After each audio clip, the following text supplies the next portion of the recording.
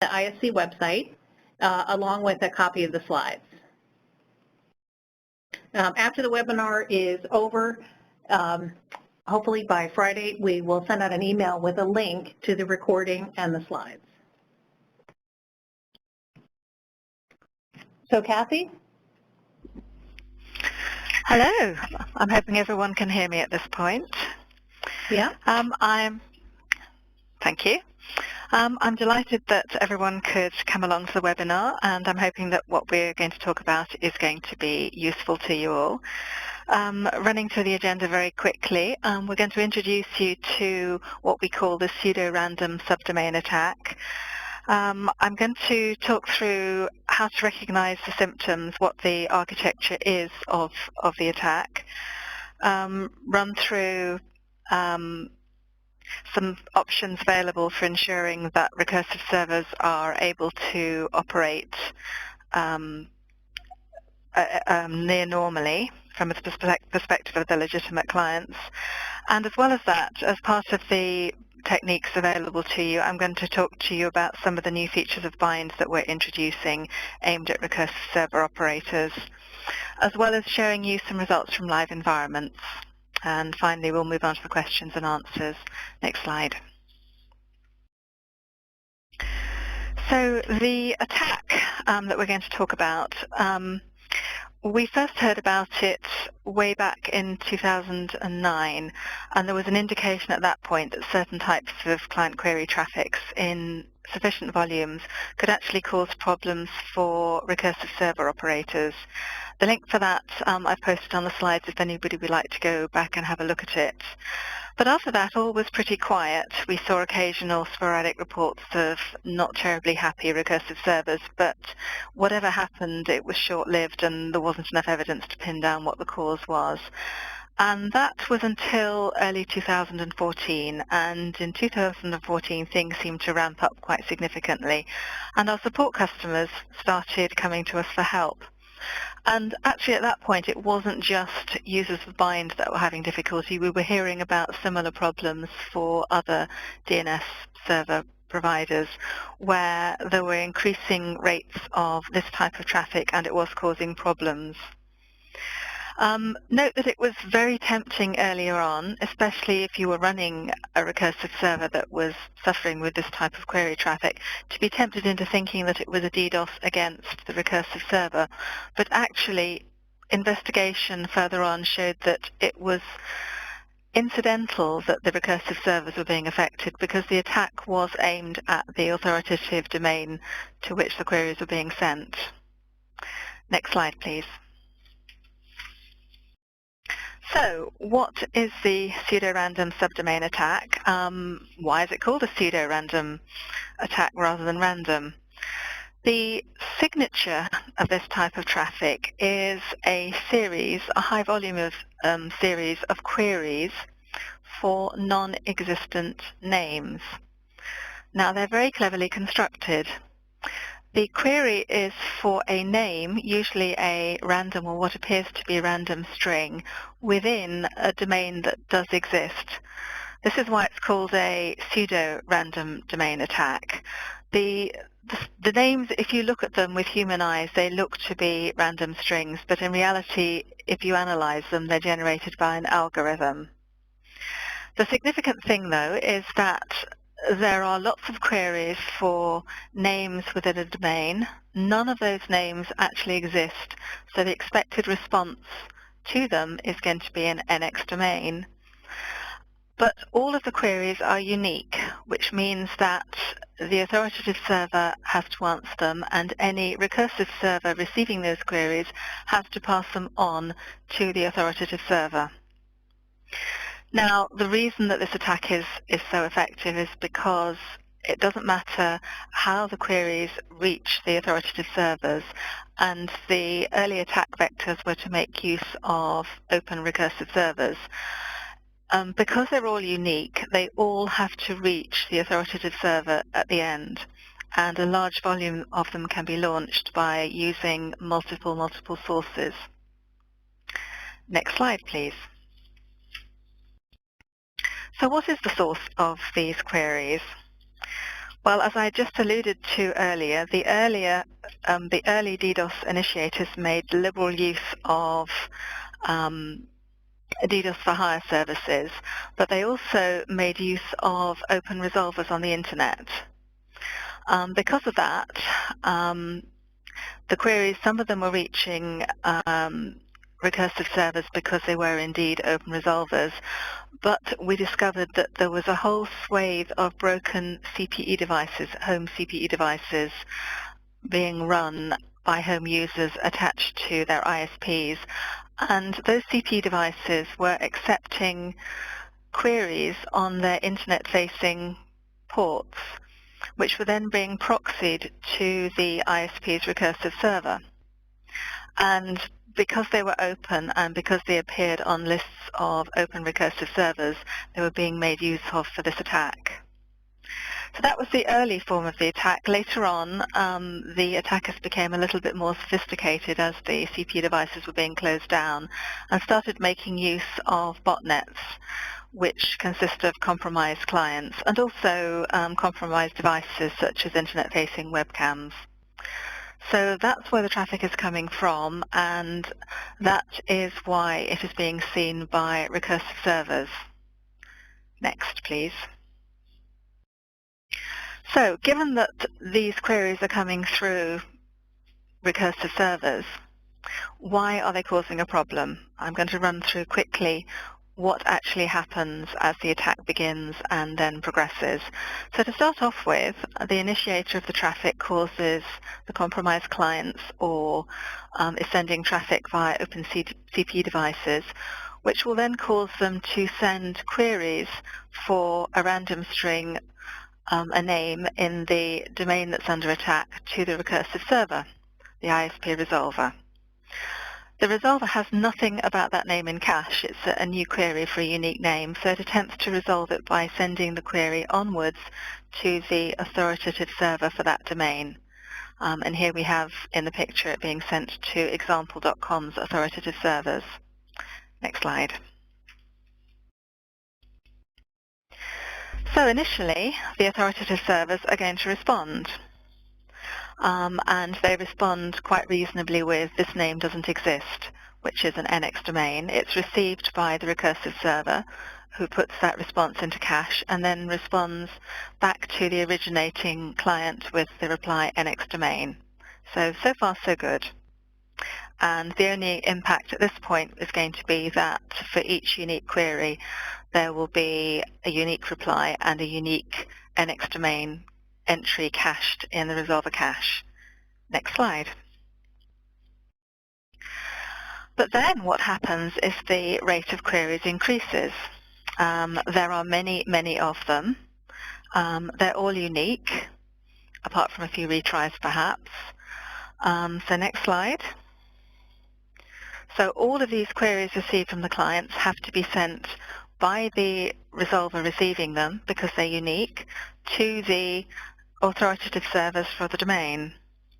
There's nothing in cache, but eventually the authoritative servers who are receiving all of these queries, not just from this specific resolver that we have in the diagram at the moment, but from resolvers all over the internet, they will start to feel the strain and they'll either collapse under the load and stop responding, or their admins might actually implement some response rate limiting, and because large numbers of queries are coming through one particular recursive server, that recursive server is going to be hit by the rate limiting.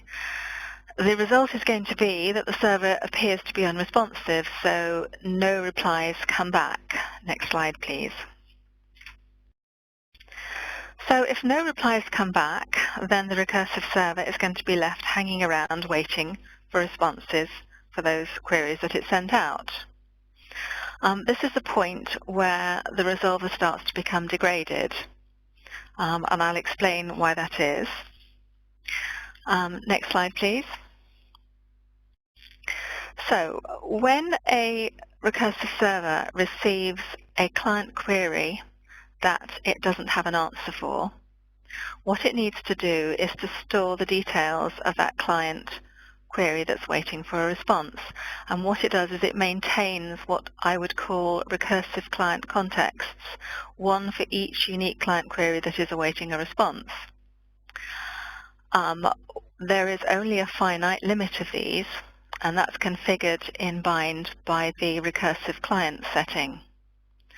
When that limit is reached, and I think you can see from the example that if there are a large number of queries being sent for unique names to the target provider that isn't responding, very rapidly that backlog of recursive client context is going to build up. When the limit is reached, then if another query comes in for something else, it may be quite innocent, it may be nothing to do with the attack, the recursive server can't take it on and deal with it, and so will respond with a serve fail. And at that point, the legitimate queries are starting to fail, as well as the ones for the domain under attack. And the legitimate clients of the recursive server are not going to be getting answers. Next slide, please. Also, there will be other domains affected by this type of thing.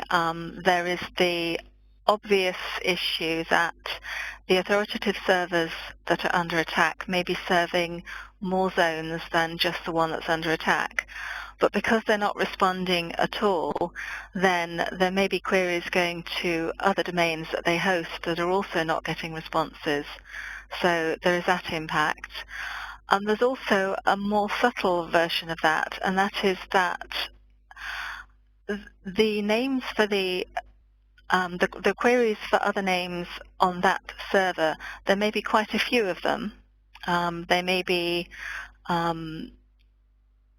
lots of legitimate domains hosted by a server or several servers that are under attack.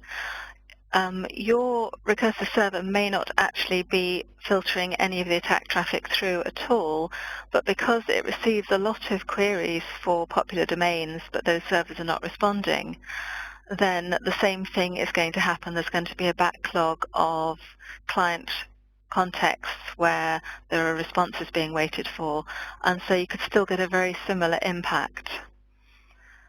Next slide, please.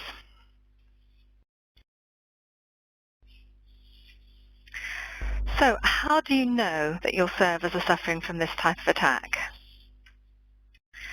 The first symptom that is usually noticed is that there is an increased serve fail, an increase in the serve fail responses to clients. Usually, unless the servers are being monitored very, very closely, it won't be noticed that there's an increase in inbound client queries or an increase in outbound NX domains. But the serve fail responses to legitimate clients is usually the first thing that is highlighted.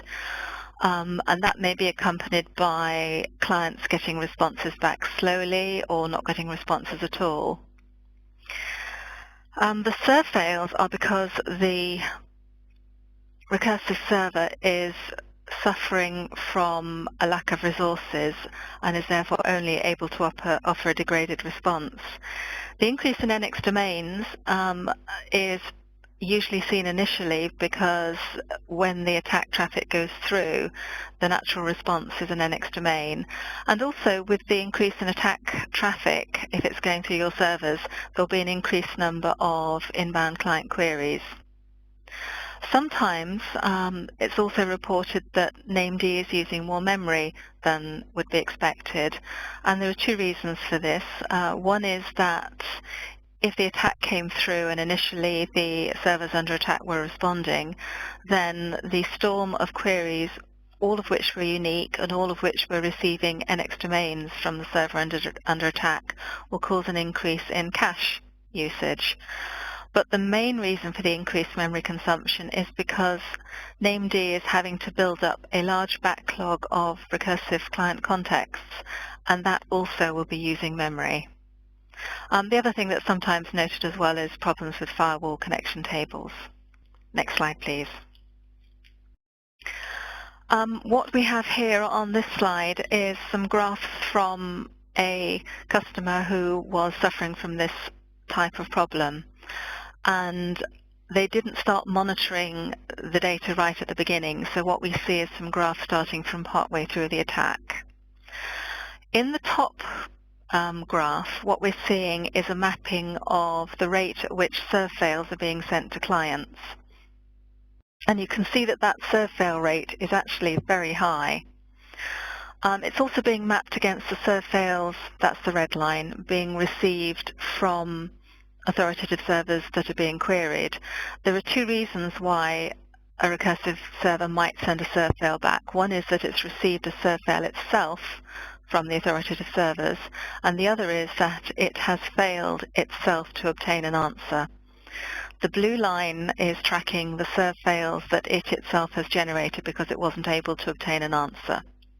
And you can see that that's a very high rate, and this was evidence that there was definitely a problem going on. The bottom graph is tracking something different. The bottom graph is tracking, on the red line, the recursive client's context backlog. Now, it's being tracked as a percentage of the limit, but I happen to know that the limit in this case was 10,000. So you can see that when the serve fail rate was really high, the recursive client's backlog was running at about 6,000, which really is a terribly high number and is beyond the point where other internal resources are going to be exhausted. One thing that has, though, been pointed out with the arrows on the slides is if you look at the bottom graph, at one point in the episode of attack, the backlog does go down to a manageable level, and it's below 2,000. At that point, even if the attack is still going on, the recursive client backlog is low enough so that there'll be no impact on the genuine client queries. And you can see very clearly that that tallies with the top graph, where the serve fail rate sent to client drops dramatically because at this point the recursive server is no longer degraded and is able to return proper responses to the legitimate clients. Next slide. So we need to be able to make an accurate diagnosis of this type of problem being experienced. And the most significant factor for identifying this type of problem is an unusual backlog of recursive client contexts.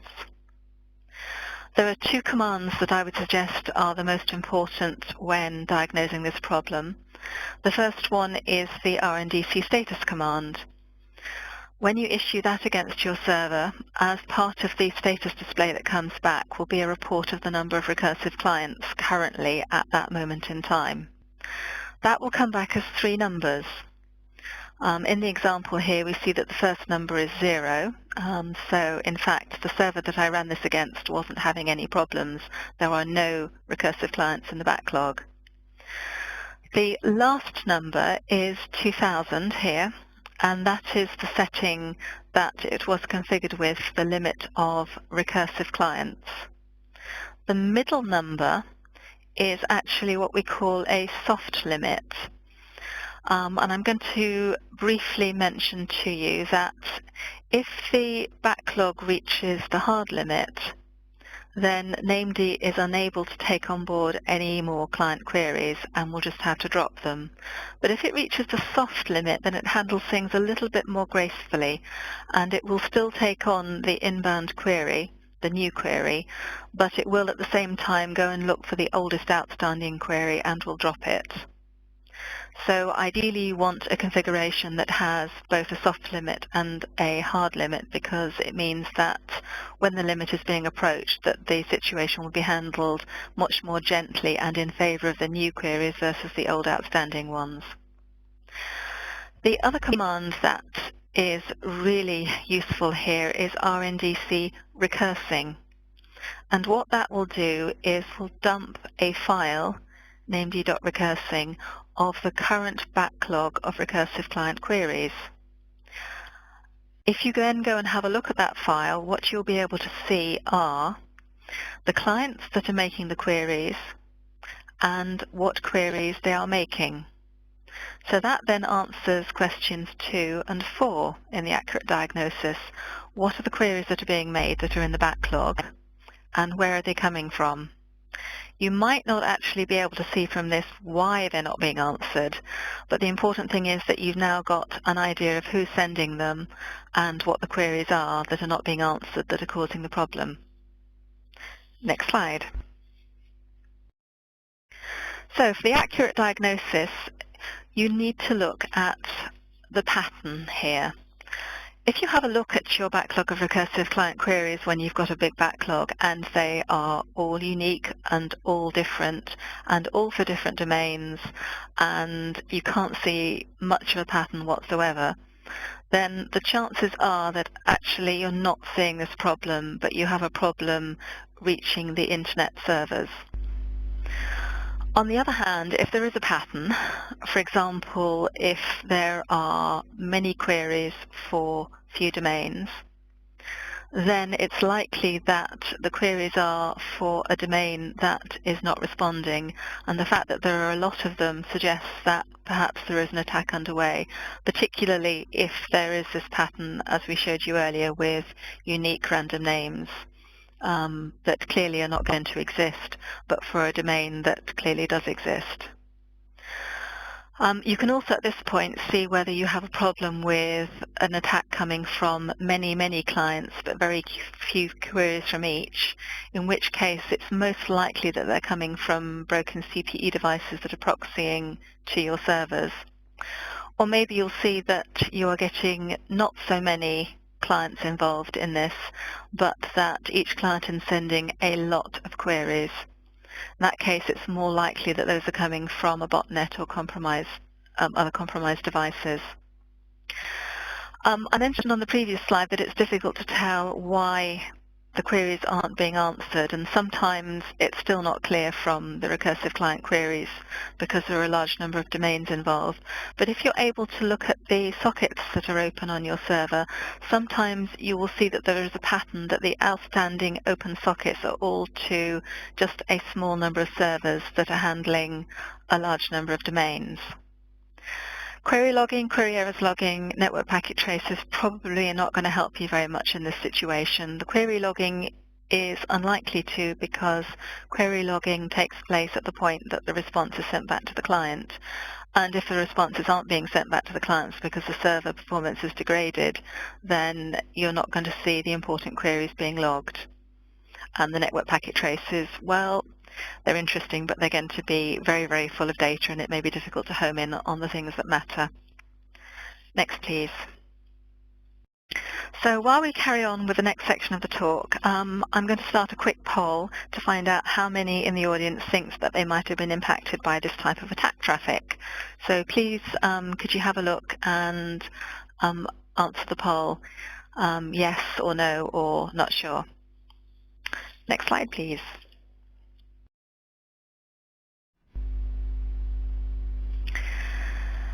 So, if you are being or suffering from this type of traffic and this type of degradation of your recursive server, what can you actually do about it?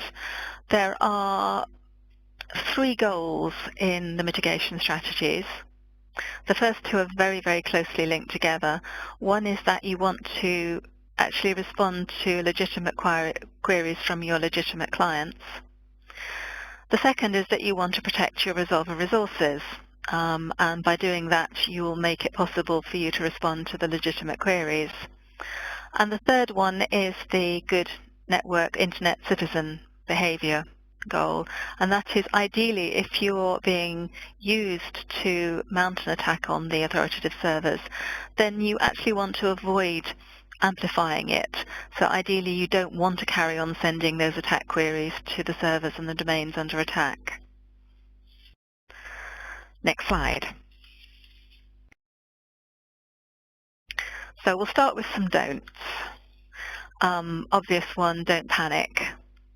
Slightly less obvious one is don't assume that because you have run out of recursive server resources that increasing them is actually going to help. This type of attack rapidly expands to fill the available resources available to the available resources for it. So increasing the recursive clients up to large numbers and we saw that in one of the earlier slides. The recursive clients was set to 10,000, and at 6,000 other resources were used up, and so the server was degraded and was responding serve fail because it just couldn't handle any more client queries with the resources available, even though there was room to take on more per the recursive client's limit. So I would say it's not going to help to set recursive clients larger than about 3,000, 3,500 on a normally configured bind recursive server. If you're running, by the way, a very, very large, high-powered, high-memory, high CPU server with a big query rate, it would be worth your while taking a look at bind 9.10 and the new configuration option that we've provided, which is with tuning equals large, that actually tunes up to larger values a lot of these internal resources so that you can operate with a bigger throughput. But that's by the by. That is probably not going to help you deal with mitigating this attack. Blocking the clients I've mentioned here because in the earlier variations of this attack, the queries came from many, many clients, but very few queries per client, and it's unrealistic to try and block them. But the more modern versions making use of botnets and compromised devices, and in those cases it may be possible to identify specific clients that are involved in sending a lot of queries, and tracking those down and dealing with them could be a very effective way of dealing with the problem. So what to do? Next slide. Now, the first thing that the DNS admins try is to basically establish the principle of lying, by which I mean making the recursive server temporarily authoritative for the target domain. The logic goes something like this. These attack queries are for non-existent names. The authoritative servers, if they were responding at all, would send back an NX domain for those queries anyway. So the problem is caused by the fact that the authoritative servers are not responding, but they were going to send back an NX domain anyway. So why not make the recursive server temporarily authoritative for the domain under attack? And then it will send back an NX domain immediately rather than having to delay and wait and send back a serve fail.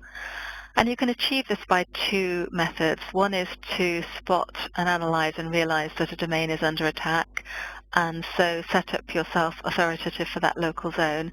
And the other is to make use of a response policy zone with DNS-RPZ, with a proviso that you need to be running a version of DNS-RPZ that has the option to disable the recursion. By default, the response policy will recurse first and then is applied, but in this case, recursion is what's causing the problem, so you do not want it to happen. So for DNS-RPZ to be effective, you have to have it configured so that recursion doesn't take place, and for that you need a version that has qname wait recurse no. The downside of this is that it's a manual configuration change, and it's one that's made after you've already experienced problems on your servers. So you're going to suffer some problems before you are able to put in the mitigation, which is not good. And the other problem is that you've just blocked all of the queries going to that domain that's under attack. At some point, it's no longer going to be under attack. You need to stop blocking those queries because there may be genuine queries that come in that should receive genuine responses from that domain. So it's a very, very manual way of handling the problem. Next slide. So the next thought of DNS admins is, well, actually, we could automate this because we know when we've got a problem because there is a backlog of recursive clients. Therefore, why don't we script to monitor the output from our NDC recursing, identify when there's a problem, and then automatically update either our local authoritative zones or our response policy domain. That actually was very effective in a lot of cases, with a few minor glitches that involved needing to write some whitelists into the policies. And this was because yes, this does detect the zones that are under attack, but it will also detect little spikes in traffic for very popular domains, particularly when their name server entries are being refreshed in cache. So there's the possibility for false positives, and those have to be dealt with as well. There's also these days another mechanism for dealing with this, and that is that you can have a response policy zone run as a slave zone and subscribe to a provider that will be monitoring the internet traffic and will be giving you policy entries that will mitigate the effects of the attacks based on their expert knowledge of what's going on. This doesn't come for free, of course. There's a cost associated with it, and I have no knowledge of the reliability of such feeds. They're very similar to spam blocker feeds in some ways. And of course, they still require the QName wait recurse no setting for the DNS RPC. Next slide. So we put our thinking caps on, and we realized that actually the best place to identify that there was a problem was actually on the bind server itself, because named knows when it's building up a backlog of recursive clients. It's managing it. So why not put something into bind code that would have the ability to monitor what was going on and apply some mitigations actually within bind itself? And that's what we did. We went through several iterations of, well, let's try this, let's try the other. We did a lot of testing both in-house and also with some of our support customer partners who were very, very willing to try out anything to try and mitigate the effects on their recursive servers. And we're happy to say that we've now come to the point where we have code that we are confident is both effective and also isn't going to cause any new add-on problems. And we're going to release that very, very soon in bind 9.10.3. But actually, the experimental versions are still available, and if anybody would like to give it a try, then please contact us, and we can let you have an experimental tarball. Next slide. So, what did we actually do here? What we did is we provided 2 new tuning knobs, or rate limiters, within bind itself. Now, these are rate limiters on client queries, and they work on the basis of monitoring outstanding fetches. I'm going to have to introduce you to a new concept here.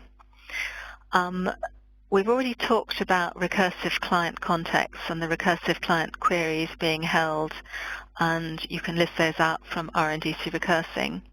But those are the client queries. In order to do the recursion, in order to get the answers to give back to the clients, named goes off and will talk to several, maybe one, maybe several other servers to follow the delegation path, to find the authoritative servers, to send the queries to the authoritative servers to get the answers to give back to the clients. And each of those queries that bind makes onwards on the behalf of the client, each of those, think of those as being fetches. Those are queries to other servers that bind makes. So the tuning knobs operate by monitoring the backlog of fetches and monitoring them at 2 places.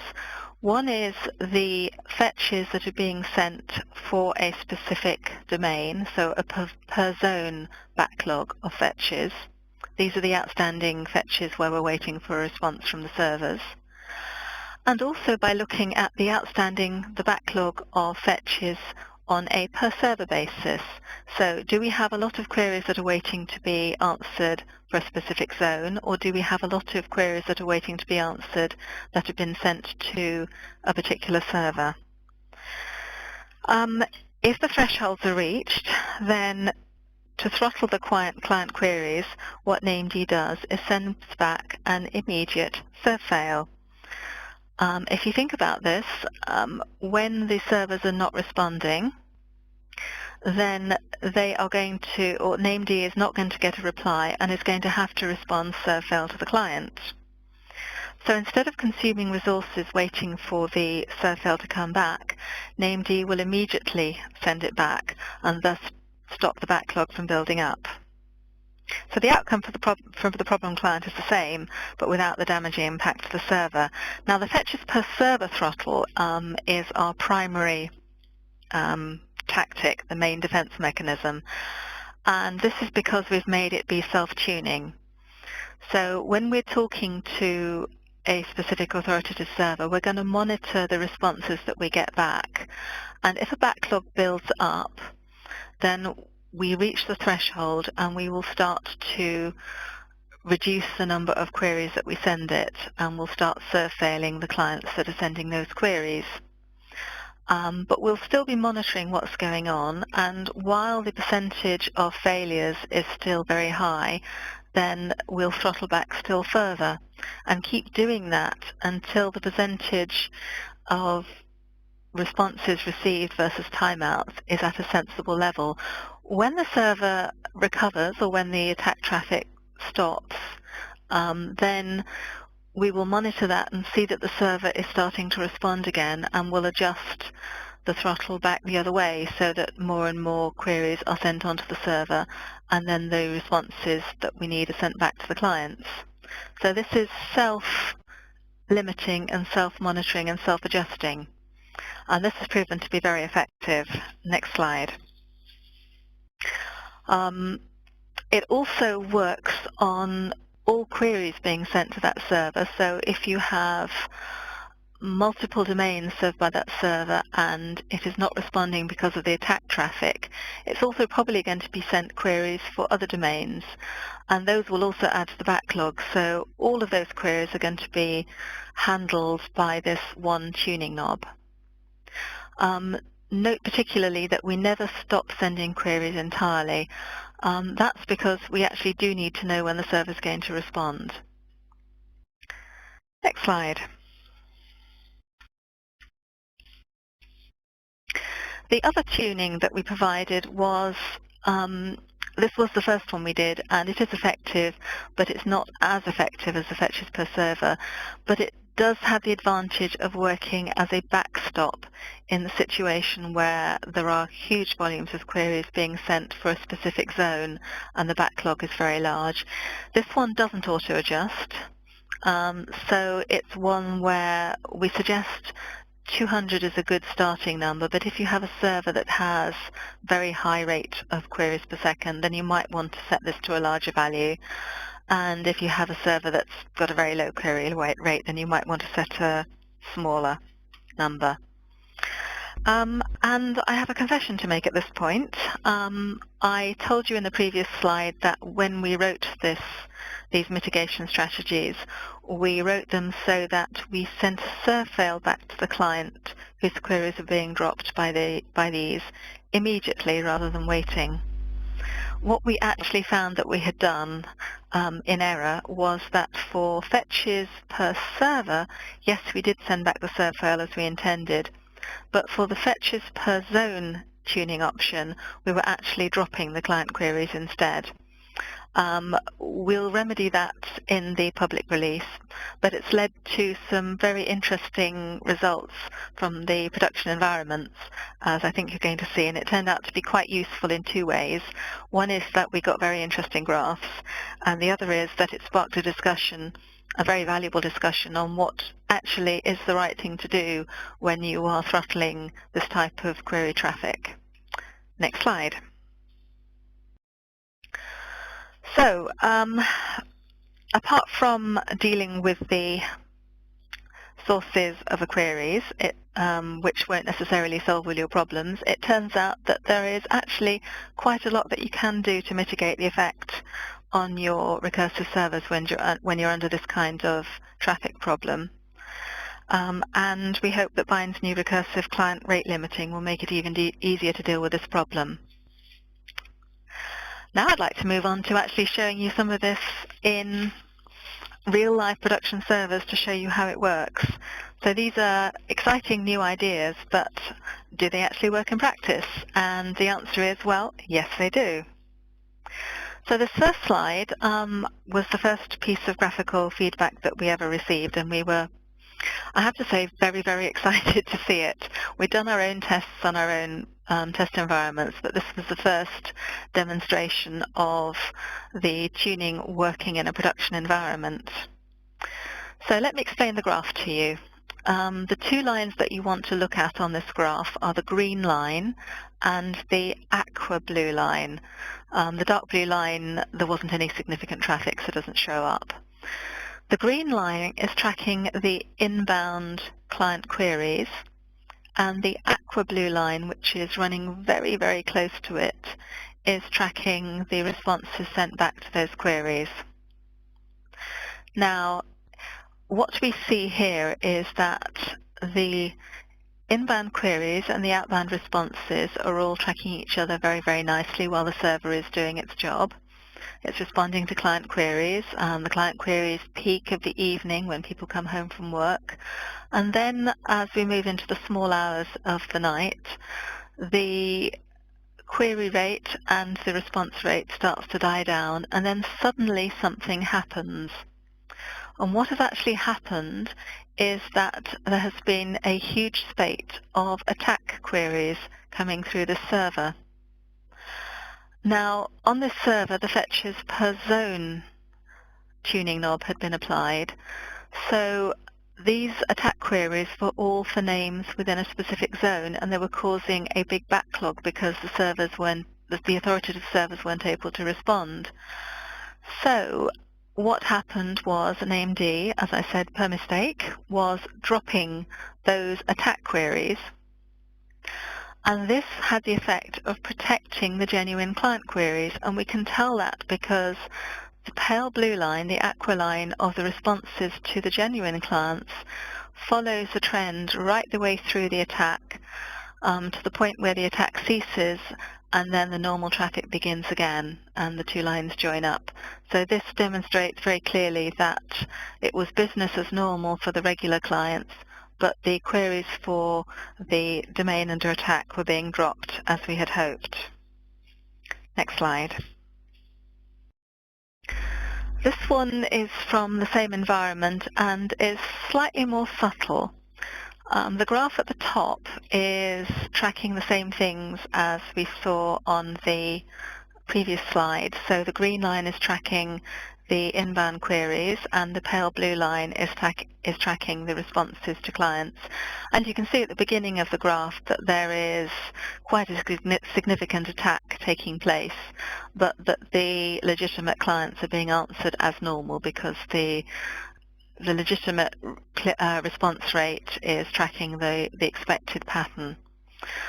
The bottom graph is showing different statistics, and what I want to home in on here is the slightly mauvey dark blue line, which is the one that's labeled DNS query NX domain, and this is the NX domain responses that are being sent back. And you see that in this particular attack, the servers under attack were able to respond, and initially they started sending back NX domains. But that didn't last for very long, and very soon afterwards the responses ceased, and the tuning option kicked in and caused the responses to be dropped immediately. So that just shows you typically what happens in a lot of cases, that it starts off as NX domains being sent back while the authoritative servers are able to respond, followed fairly rapidly by the authoritative servers no longer responding and the tuning on fetches per zone kicking in. Next slide, please. Now, this second graph is from another customer entirely who took a completely different strategy in monitoring the performance of their server. They also deployed fetches per server first, and so we see a slightly different outcome on the graph. So let me explain the graph to you. The red line is actually monitoring the backlog of recursive clients.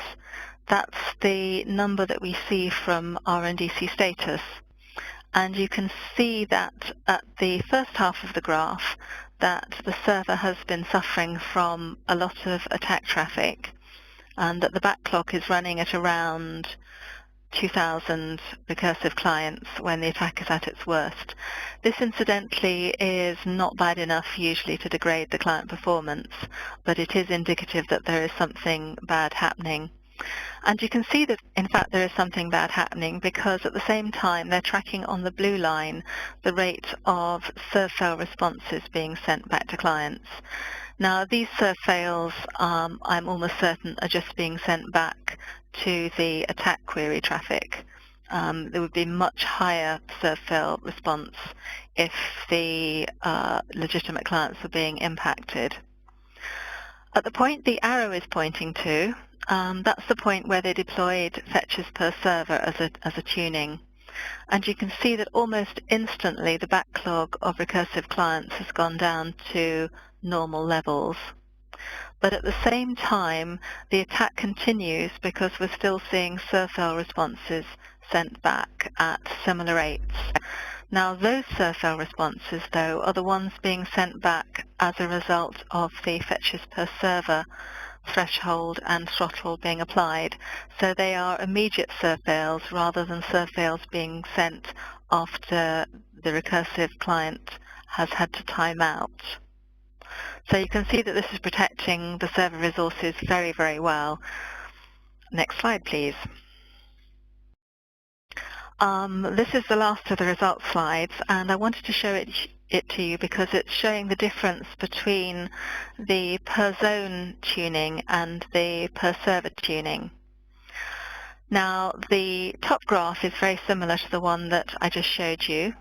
It's monitoring the recursive client queries backlog, that's the red line. So that's how many recursive queries are waiting to be answered, against the serve fail rate that is being sent. The bottom graph, on the other hand, is very similar to the ones that we saw from that first customer, and that one is tracking the inbound queries against the outbound replies. Now, at the very beginning of the graph, we see that there is a divergence between, on the bottom line, on the bottom picture, between the UDP queries in and the UDP queries out. That's when the green line and the blue line diverge. And at that point, we believe, and in fact we confirmed it from the logs, the per zone throttle was being applied. So there were a lot of queries coming in that triggered the threshold for too many backlog queries for a specific zone. And interestingly, what you see on the top graph is that the serve fail rate is very steady and very low at that point, because as I mentioned before, with the per zone limit, fetches per zone, we actually dropped rather than sending back serve fail. The other thing of note here is that the backlog of recursive client queries, that's the red line, stays at a fairly level and solid value, and that's because the fetches per zone is just a simple limit, a threshold. So once the threshold is reached, then all further queries for that zone are dropped. But if you go below the threshold, then the queries are accepted. So the threshold is essentially going to keep the recursive clients for that zone, the backlog, at the value that you give it. So for example, if the value is 200, then there could be up to 200 recursive clients waiting for that particular zone, for any particular zone, which is why we see the solid line. And then moving on, the rest of the graph shows, could we go back to the previous slide, please? The rest of the graph shows that the per server throttle is being applied, at which point the recursive client queries backlog, the red line on the top graph, drops down, goes up and down a bit, but is generally at a much lower level than when the per zone limit was being applied. But the serve fails are all over the place, and that's because there's a high rate of attack traffic coming in, which is receiving serve fail responses. Next slide. A quick comparison then between the two types of rate limiting. The fetches per server is as I described, just a simple threshold. Sorry, I've got them the wrong way around. The fetches per zone is a simple threshold that's manually tuned, and you're going to have to set the value according to the query rate of your server. But the fetches per server, which we think is the primary control, is responsive and automatically self-tuning. Next slide. So what will the user see in this circumstance? And what we hope is that the users will actually not see anything. Nothing will change. There might possibly be some server responses for names in zones that are served by authoritative servers that are under attack. There's not a lot we can do about that, because if we don't have answers in cache to give and the authoritative servers aren't giving us answers, then there is nothing that we can give back to the clients. But also there might be some NX domain responses where we've deployed something such as DNS RPC or local zones to actually block at source the queries for the attack domains. Next slide. And I said I would also mention this as well, which is a little bit of discussion over what is the right answer to a client. The right answer per the DNS protocol is to send back a serve fail. The legitimate queries will retry, of course. It doesn't protect the server as much as, say, an NX domain, but it is actually the correct response. The other option is that you could drop the queries and not waste your outbound bandwidth with the serve fails. But there are times when you might specifically not want to do that, and one of them is if you have servers that are using your server that you have these tuning options on as a forwarder. So if you don't send a response back to a recursive server that is forwarding to you, then effectively you are creating a DDoS situation for that server. So in that situation you would want to send a serve fail. Next slide. So in summary, we've covered the attack traffic, we've covered how to recognize it, we've covered the impact it can have, and we have gone through a number of ways by which you can mitigate the attack by using local authoritative zones, DNS RPC, and finally we've introduced the new bind recursive client rate limiting. At which point I'd like to open up to questions.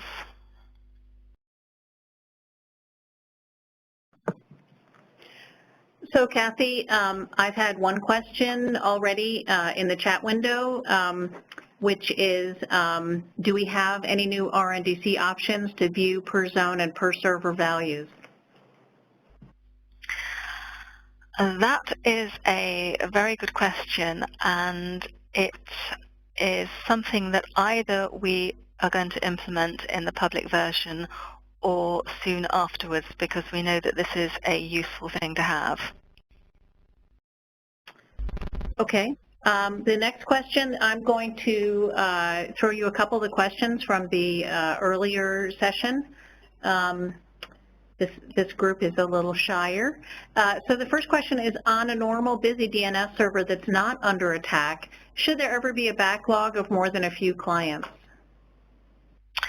There will always be a backlog of a few clients, and that's because this is the way that named operates. If a client query comes in and there's nothing in cache, it has to be put into the recursive client context so that a query can be sent to the authoritative servers. But the backlog should be very small, and if all the servers are responding normally, then it would be very unlikely that you'd have a high backlog of queries being sent to either one particular server or for one particular zone. The one proviso to that would be if you have a very, very popular zone, such as, say, Facebook.com. There will be periods occasionally when the NS records for that zone are being refreshed, and at that point there may be a slight peak in the backlog of client queries, individual client queries for that domain. Which is why things like false positives were seen with some of the earlier mitigation techniques with the scripting.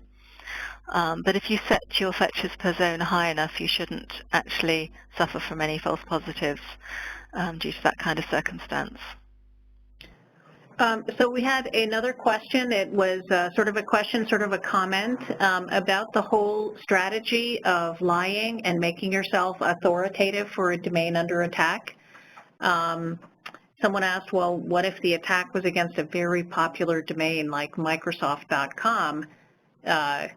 Would you recommend making yourself authoritative for that? No, I wouldn't. I think that the fetches per server and the fetches per zone should deal with that adequately. And moreover, when Microsoft.com gets its act together and deals with the attack and is able to respond again, then both of those thresholds or both of those throttles will cease to stop the traffic getting through, and the clients should be getting answers again. Okay.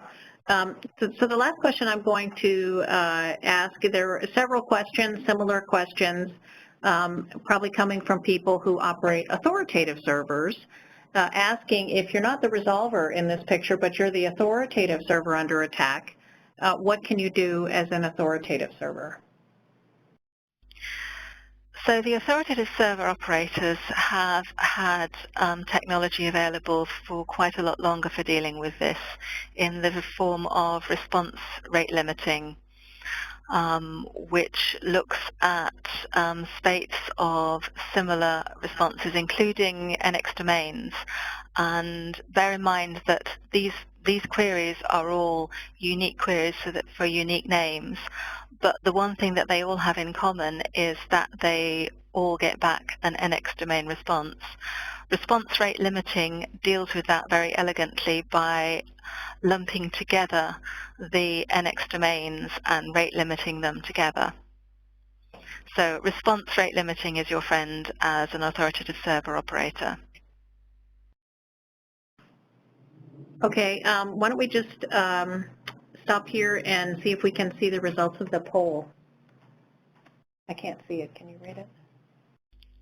I can see the response to the poll, and I think the attendees can probably see it as well, but I'll summarize it for you now. Of the attendees asked this question, 23% of them said that yes, they think they have seen this type of attack traffic. 35% of them said no, they had not, and 31% weren't sure. That's out of 88% who answered. Wow, well, this is clearly quite a significant problem then.